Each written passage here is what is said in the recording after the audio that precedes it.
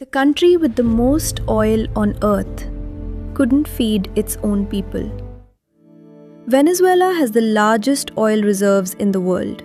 For a time, it was one of the richest countries in Latin America. Money was flowing. The future looked bright. But today, it's facing one of the worst economic crises in modern history. So what went wrong? Hey there, curious thinkers. Welcome to Why. Let's break it down. Part 1. The Rise. It all started with oil. Venezuela didn't just have oil, it had a lot of it. So the country built its entire economy around it. Oil exports made up over 90% of its income, and for a while, it worked perfectly. Money came in, living standards improved. Everything depended on oil. And that was the problem. Part 2. The Turning Point. When you depend on just one thing, you become vulnerable. And then it happened. Global oil prices collapsed. Part 3. The Fall.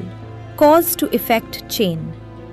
Less oil money to less government spending. Less spending to businesses start shutting down. Fewer businesses to jobs disappear.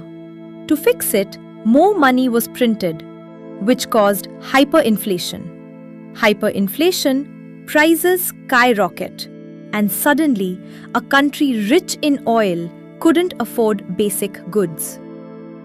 Part 4. Why it got worse. But this wasn't just bad luck. Years of poor decisions and corruption made things worse. Instead of saving oil wealth, it was spent quickly. So when the crisis hit, there was no backup plan. Conclusion. So why is Venezuela rich in oil but still poor? Because resources alone don't make a country wealthy.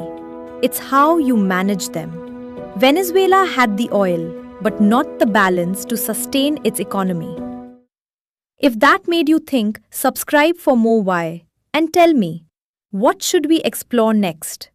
See you in the next one.